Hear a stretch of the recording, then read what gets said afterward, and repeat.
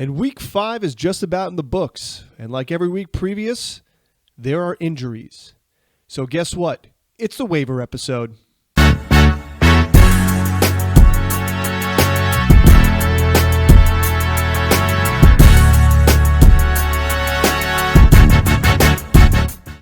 And welcome back to the Standard Fantasy Football Podcast. I'm your host, Jono, and Chris is not here today. I am your lone solo host.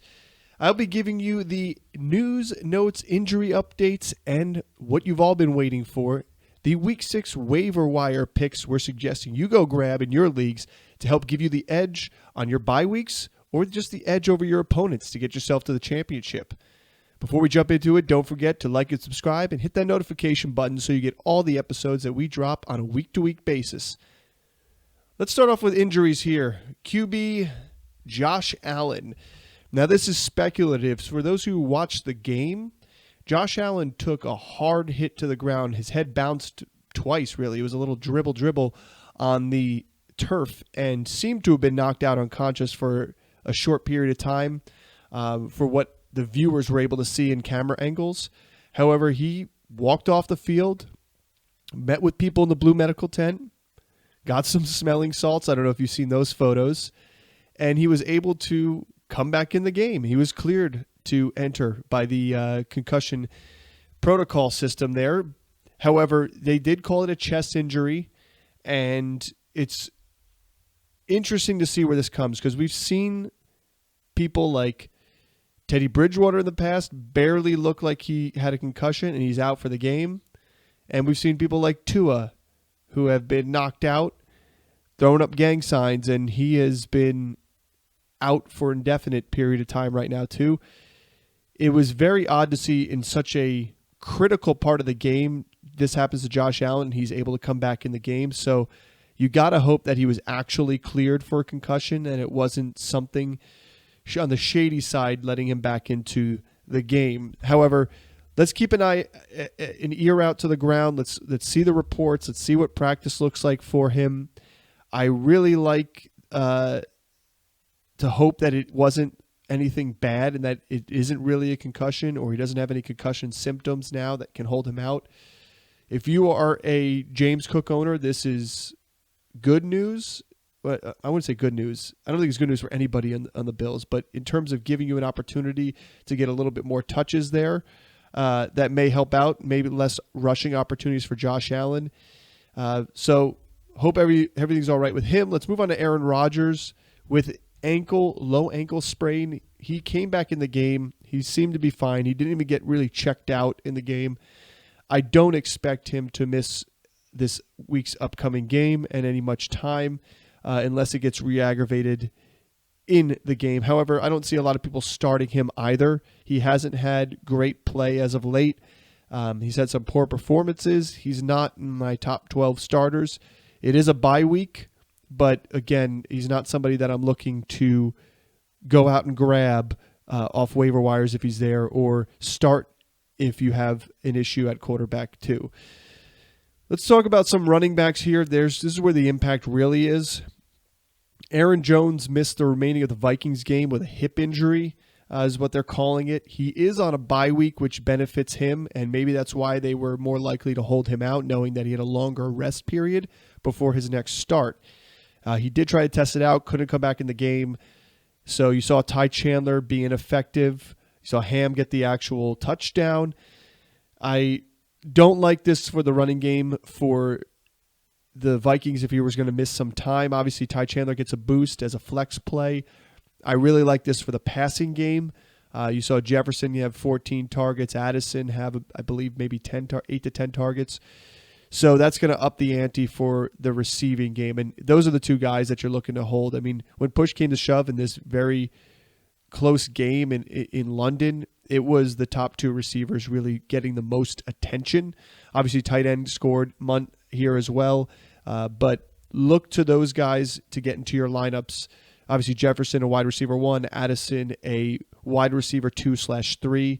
They had the toughest matchup I think they're going to see in terms of the outside corners coverage between DJ Reed and Sauce Gardner. That is going to be lifted in the upcoming Week 7 and on matchups. For Devon Achane, this is a tough Dolphins offense to really gauge with the quarterback play being so poor, but he was left the game with a concussion, diagnosed pretty early, did not return. Again, another running back on a bye week. We know that they tend to miss one game they average about 10 days, I think, is what you see from most of these concussion protocols to clear. That being said, that benefits him to get back in. Don't know if there's any lingering symptoms in the following week. Obviously, Mostert was able to handle a good workload, and you saw Jalen Wright, the rookie, give us a good performance as well. So if there's any doubt in it, I don't think the Dolphins, with the state of play that they're giving, are going to rush him back when they know that the other running backs they can lean on heavily and get the job done. Ramondre Stevenson seemed to pop up with a knee injury later in the game. He did come back for one more snap. I would say let's watch practice here to see if anything pops up, because this may give Antonio Gibson the nod to get not just a start, but the full accompaniment of carries if Ramondre were to leave or miss the game for any reason.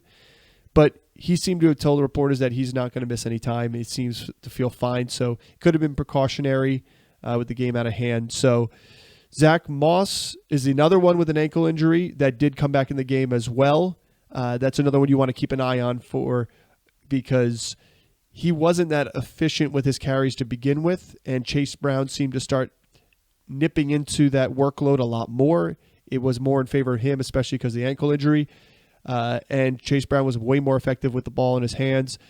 That is one guy that I like this offseason, and it's starting to pan out in his favor that Chase Brown is just a more electric, faster running back with the hands. I mean, he's getting the receiving touchdowns and the rushing two-point conversion this past week. He can do that on a week-to-week basis with the defense having to worry about the pass catchers. In terms of tight ends, David Njoku, this is kind of on the low-end side of things, but David Njoku nonetheless came back from an ankle injury and is now out with a knee injury. So we'll see. It doesn't look that bad right now, but the offense does. And so either which way, I'm not looking to start him even if he was healthy until I start seeing more out of Deshaun Watson or a replacement quarterback in that effect that's going to be able to check down to the tight end position. And they don't seem to be wanting to get the tight end the ball like they did last year and really working him into the game as a featured receiver. So before I jump into the waivers and streamers of the weeks here, don't forget, like, subscribe, hit that notification button, share it with your friends, family, and foes. Let's get this stream and let's get this entire channel rolling. We've already hit our 500 mark for subs. We're on our road to 1,000 here. That's our big goal. Would love to hit it and love for you guys to be part of the community to do so. So moving on to streamers and waivers. We're going to hit these things pretty quick.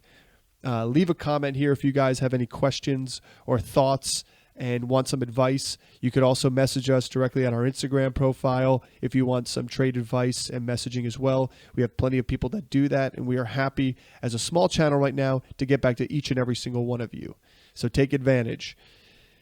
QB streamers. I'm going over calling them streamers because really there's nothing in terms of waivers at this point, week six in the season, because even with injuries to a starting quarterback, I don't like to call them waivers because nobody's stepping in except Joe Flacco that is going to really make a massive impact to the starting quarterback.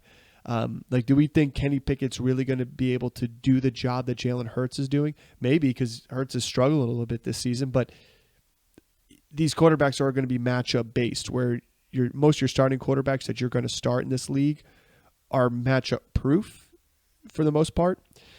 So my QB streamies here, let's talk about the buys. You've got big buys with the Vikings, with the Chiefs, with the Rams, and the Dolphins. So you got Stafford, Darnold, Mahomes, the real impactful bye week quarterbacks. So to me, streamers this week, which are more likely going to be in redraft leagues and non-superflex leagues, are going to be Daniel Jones versus the Bengals, Sunday Night Football. He's 16% owned in sleeper leagues. He has been on fire. He's good for 2 touchdowns, and he was good for 2 touchdowns this past week without Malik Neighbors. You better believe Malik Neighbors will be back facing a fellow LSU product in Jamar Chase and Joe Burrow. So I'd like to see this matchup on Sunday night under the lights. I think it's going to be a wide receiver battle back and forth. The one thing I like about it, though, is Daniel Jones has been able to pick apart defenses that have struggled. He has gotten himself out of the pocket. Well, I should say Daboll has gotten him out of the pocket, able to make some throws on the run. He's had good success with Darius Slayton and Wan'Dale Robinson. They really haven't asked anybody else to do much more. Theo Johnson stepped up this past game too as well, got some targets, made some big catches. He's been dropping the ball as of late. So Daniel Jones, I like him against the Bengals. I could see him having a multi-touchdown game there. He could possibly run one into. The Bengals defense is just injured and not getting to the passer as well. They got to Lamar Jackson pretty good this past weekend. So, but that being said, like we said in the offseason, the Ravens offensive line isn't what it used to be either. So I'd like to see what gets going here. Caleb Williams is my second streamer. Let me pull up our graphic here so we can really show you guys all what we're working with here. Caleb Williams versus Jacksonville is my next big one. Jacksonville gave up a bunch to Joe Flacco through the air. They end up pulling out the victory here. The one thing I do like is the Bears' defense is better than Indianapolis' defense, and I think can stymie the Jacksonville Jaguars on some drives and allow Caleb Williams to have more time of possession in this game and not have to focus solely on DJ Moore early in the game and then kind of fizzle out the rest of the game like what we saw. I think you're going to see a lot more of him hitting his receivers, Keenan Allen and Odunze and DJ Moore, and spread the ball out a lot more and getting comfortable picking apart this Jacksonville defense. Lastly, Kirk Cousins, as you see on the board here, against Carolina. Caleb Williams just destroyed Carolina. And so I believe Kirk Cousins, who just threw for 500 yards this past week, can do the same. I think they're going to lean heavily on their passing game, getting the receivers open and making plays happen. He seems a lot more comfortable last week than the previous 4. So looking forward to see Kirk Cousins in a second week. Moving on to the waivers. So these are actual waivers here that you can go get. As you can see, Chase Brown from Cincinnati is my top waiver ad here. He's still under 60% owned. I think he needs to be owned in every league. He's going to be effective in a high-powered offense here in a team that's going to be chasing points because their defense can't stop giving up points. So why not get the guy who's got the bigger, explosive run rate? He's got the opportunities in chunk yardage and opportunities through the passing game from Joe Burrow. If you watched any of the game last night and didn't fall asleep by halftime, Rico Dowdle is just shown to be, he's going to be the main ball carrier there and in the passing game from Dak. So I like Rico Dowdle here. He is low owned still in the league, and he's been dropped in many sleeper leagues as well. So keep an eye out for Rico Dowdle. He's available for you. I have Tyrone Tracy Jr. from the Giants, the man who eclipsed 100 yards this past week in the absence of Devin Singletary. He is an ad for me in all formats, regardless if Singletary comes back off this ankle injury or not. He has earned himself snaps. The difference between, I think, him and Singletary is he looks a little bit more explosive in his speed. Now, Singletary's got some quick twitch ability. He's able to bounce the runs outside like we saw. A lot of the runs from Tracy were runs that he bounced outside, and I expect him to do the same in the future. I just think he's the better athlete. Eric Gray is a good, hard, between the tackles, one-cut type of runner where he's shot out of a cannon. If he has some space, he'll make one guy miss and he's gone. But the fumble on the opening drive into the end zone that ended up being a 101 return for a touchdown for the Seahawks didn't give me confidence that Daboll is going to put up with that in the long term. And the fact that Tyrone Tracy kind of took over for the rest of the game, and he was somebody that was drafted by this group and highly touted this past offseason. They really liked the pick that they did. Makes me think that Tyrone Tracy is going to get some more opportunities prior to Eric Gray getting those if Singletary misses another game. And then the last one is going to be Jalen Wright from the Miami Dolphins. Now, this is a speculative pickup here. So don't spend a ton of fab on him here, and don't waste a waiver wire if you need something bigger. But if you got an open roster spot or a droppable player, go pick him up, because if Achane does miss, he showed that he could take some workload too alongside Mostert, and they went back and forth between the two. But even if not, I think he's earned himself snaps, especially in a team that's not doing so hot. Mostert is going to be Mostert. He's going to eat into the carries. It could be a three-headed monster there, but I still want to try and have a piece of this running game, because it's the only thing that they're holding on to in terms of opportunities and efficiency. Moving on to the wide receivers. Again, if you watch that first half snooze fest, Dallas and Pittsburgh, which I blame on the rain and the weather for the late start, but Jalen Tolbert showed that he could be a opportunist in Brandon Cook's missing time being on IR. And because of that, he earned himself 10 targets, more than CeeDee Lamb, 7 receptions, 87 yards, and a touchdown. In an offense where Dak been a top 3 in the league passer through 5 weeks, or through 4 weeks, I think, you're going to have to lean heavily on the pass game when your run game is not having high-tick numbers on a week-to-week basis, and we've seen that for this Dallas Cowboys offense.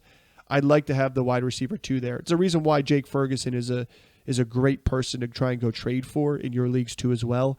If you've got struggling time at the tight end position and you want to go after the Jake Ferguson owner, it's a good opportunity, because he's not going to be – you're not going to have to pay for a top 3 tight end, top 5 tight end option, but he has weeks where he's going to give you top 5 tight end numbers, and we already know that and have seen that. Just want to quick apologize for my voice. I am getting over being sick, so if I sound a little nasally and a little annoying, it's because of that, so bear with me through this. Thanks for sticking with me so far. Continuing on with the wide receivers. Rashad Bateman, not a name that you would have seen here on the waivers, but I think you're going to hear it first, because you're not going to see this much on the Week 6 waivers. But Rashad Bateman has been fantastic as a secondary option for Lamar Jackson. Obviously, Lamar Jackson loves his tight ends. He's got 3 of them now, apparently, he can throw to. But the real downfield threat has been Bateman down the sideline, often. And when he makes those catches and when they connect, it's big chunk yard plays. I mean, he was 4 for 58, a touchdown. He's seen red zone opportunities here as well. I think the off coverage helps as well. So he's somebody to me that I'm going to take, and I'm a bye-week flex play. If anything happens to Zay Flowers in a game, he becomes wide receiver number 1. Maybe not pass catcher number 1, but wide receiver number 1. And they're taking shots down the sideline, especially with teams having to respect the run. And he's having a lot of one-on-one coverage downfield. And he's winning them this year, finally. He's not dropping as many balls as he did in the past. One that is going to be a deep league pickup is going to be A.D. Mitchell. Adonai has been used in the past 2 weeks a lot more aggressively. I liked him this week in a daily fantasy dart throw play here. But he did not only have a rush and a reception, but he also had a pass for 24 yards. So to me, the fact that they're getting this rookie involved in all 3 phases of that offense makes me think that they're going to ramp that up. Like, okay, we see the big numbers from Alec Pierce. Now, a big one came from the touchdown towards the end of the game, getting them close, but he only had, I think, 2 receptions on 3 targets or 3 on 3. And so the 100-something yards he had was big chunk plays. And we know that's what Pierce has given us. He started at the beginning of the season doing that. But A.D. Mitchell is going to be a lower A-dot. He's going to be a guy that gets open. He can do things after the catch. I really like it. I know you're going to have people watching Downs. You're going to have people watching Pittman. And then he comes in on off plays. I think it's a good flex play, especially in PPR. Because he did get targeted a lot more. But the pass and the rush just give me confidence that this Indianapolis offense is looking for sparks. And outside of Alec Pierce, you've seen some dud games from Pittman. You've seen good play so far from Downs. But A.D. Mitchell, they drafted to be this guy, to be an all-around Swiss Army knife like athlete. And I think they can get that out of him. And you're seeing it in this past week trying to get him the ball. I have on here as well Michael Wilson as my 4th waiver option. We mentioned him earlier in the season. We mentioned him last season. His name's going to keep coming up. So you might as well just stash him on your bench. Like the output's going to be more consistent than these other people that are going to give you these flash in the pan opportunities. He was 5 for 6 for 78 yards. When Kyler Murray is cooking out there, he's going to get his receivers the ball. This was with Trey McBride in the game too as well. So that makes me happy and confident to be able to grab him, put him in a flex option, a wide receiver 2 in a bye week if you're really deep leagues, that he can get you at least good production. And if he falls in the end zone like he has before, great, even better. So you want to have this guy on your team. He's going to be the number 1 wide receiver option if anything were to happen to Marvin Harrison too as well, and beat your league mates to it all by having him stashed on your bench.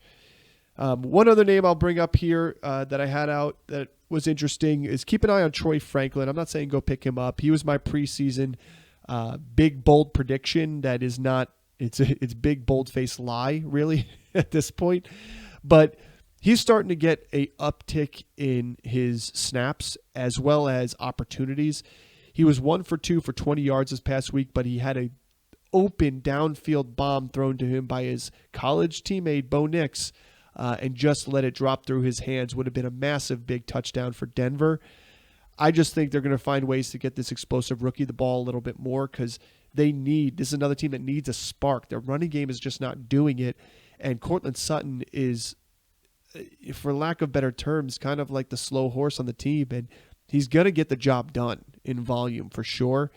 But they're going to need that guy to take the top off the defenses, make electric plays, deep post routes and digs that are going to be able to give you opportunities to spread out the defense and allow maybe this running game to start going again. And that's going to be Troy Franklin. And so we'll see how next week works and everything. But if you've got room as a stash, it'll cost you nothing here unless you're league like some of them. Nico, one of the commissioners in my Dynasty League, where you have to have a minimum of $1 bid, then yeah, it may cost you $1, but still, I'll trade somebody their fab back here on this channel if it doesn't work out. But it's worth an opportunity to flex in the future if he starts being a more impactful player on this offense, and then you don't have to rush to pay up big for him. That's what we're trying to do here is, with the deeper we get into these weeks, the less opportunities you are going to have these premier players as waiver pickups, like you're seeing on the screen right now, a Chase Brown or a Rico Dowdle. I mean, we talked about Tyrone Tracy earlier this season as a late round draft pick or a waiver pickup in the first couple of weeks that cost you nothing, and then all of a sudden he's a 100-yard game when an injury happens. You want to be in those positions. You don't want to be the guy having to pay up big for a 1 or 2 week bye week replacement. You want to have those guys on your bench already. So if it means trading for players or if it means taking people a week ahead of time before they blow up by listening to this channel here, that's what I think you should do. Talking tight ends here. So this season has been, we've seen some big tight end seasons the past couple, and we thought it was just going to keep growing, and I think the bubble has burst a little bit here on the tight end play. That being said, Brock Bowers is what, as advertised coming into the season. He had a fantastic game this past week. But really, in terms of tight end streamers and tight end waiver pickups this week, outside of Kraft and picking up Tucker Kraft again, like we talked about doing this past week, I'm saying do it again because he's still not owned enough. In fact, kudos to the Grim Reaver in our league who decided he was going to pick him up and play him last minute and got a big victory because of that. I think you need to do that. If he's available in your leagues, he needs to be owned in all leagues. He is a pivotal part of this passing offense, especially when injuries arise. And even when there's not, he's going to get opportunities in off matchups. And he's not as slow as he may look on field. And he ran 50-something yards for that beautiful touchdown and breaking tackles. Outside of that, I have been Strange here. I think Dr. Strange is going to give you an opportunity if, and I say if, Evan Ingram is out again. Because he is targeted plenty and often like Ingram is in this offense, and he's been making the catches. He's open in the red zone, which is huge. That's always been the one thing that I've noticed with Jacksonville is Christian Kirk is not a red zone threat. He's a big play threat. He gets to the end zone out there. It doesn't seem like Gabe Davis is a red zone threat there. We know Brian Thomas is, but who's the next one up after that? And that's the tight end spot that I see the most here out of the air. It's not ETN out the backfield. So grabbing the tight end position for Jacksonville is going to give you a huge boost here. And if you're an Evan Ingram owner, go grab Strange. I mean, he's already has 2 touchdowns on the season. Love to see it. He's been 12 for 18 targets for 120 yards and 2 touchdowns on 4 games this season since Ingram has been out. Week 1, he did barely even played 26% of snaps, I think it was. So outside of that, if I want to give you some more dart throws and some, the fact that Kelsey's going to be out this week or this coming week, and if you're a Kelsey owner, go ahead, look at Tyler Conklin again, another low-owned guy that is a part of this offense. And we said it last week. He's a check-down option for Aaron Rodgers, and we saw it again in the loss of the Vikings. He went to Conklin often enough to give him value at this tight end position in this abysmal playing field that we call the tight end position for fantasy football. Mo Alley-Cox had a touchdown this past week. I like him maybe if Flacco consistently is the quarterback and the starter here. He's getting some targets there. He had 4 this past week and 4 catches, including the touchdown. If they bring Anthony Richardson back in, I don't love it. Outside of that, you're scraping the barrel. And if you have any questions on who you should pick up, because everybody I mentioned is already owned, come our way. We'll give you some advice based on who's available. The defensive streamer image just left out, but if you were reading that, I have the Eagles versus Cleveland as one of my top options to stream this week, along with the Texans at New England. Now, Cleveland has been terrible and has been giving up a ton of defensive points, so why not ride the Eagles coming off a bye, nice and healthy and fresh, against a struggling offense. I love nothing more, especially with those linemen there being able to stop the run, and then you get some good pass rushers too. Bring it on for the Eagles. And then the Texans have been a really good defense. I mean, we see them. Yeah, the Bills are struggling offensively, but they held them pretty good and kept Josh Allen pretty closed in and limited his rushing ability this past week. I like that again in New England, where there's really only one offensive player there to be scared of, and that's Ramondre Stevenson, and he's fumbling the ball this season. So give me a piece of the Texans defense to shut down Jacoby Brissett in this offense. We may see Drake May by the second half in that game. If those two are owned in your leagues because they are more higher owned, let me give you a couple lower owned teams. Coming off the bye, the Chargers. This would have been a perfect one to pick up this past week if you had an opportunity to. They're playing Denver. And they play Denver pretty well each year. And that being said, Bo Nix looked pretty good. But again, you have a fresh Chargers defense coming out, ready to play. I think they can still make it difficult for this Denver offense. At least they're going to get to the quarterback and get some sacks there and try and create some turnovers. And we know the running game is nothing to boast about for Denver.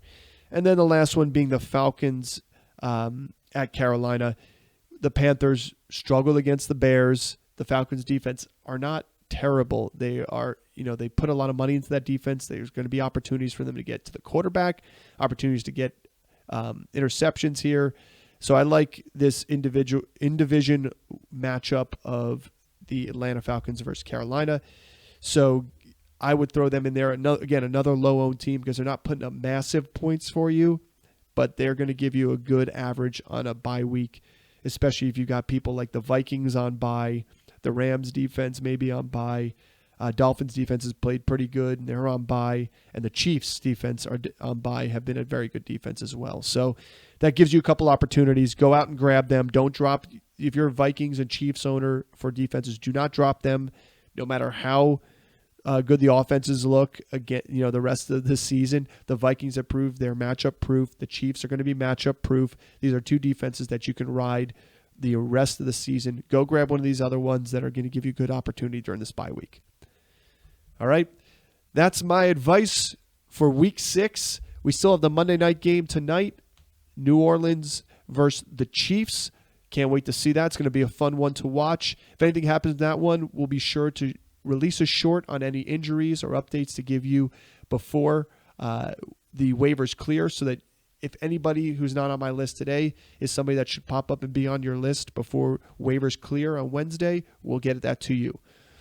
Don't forget to like and subscribe. Hit that notification button. As always, thank you for tuning in, and we will see you next time.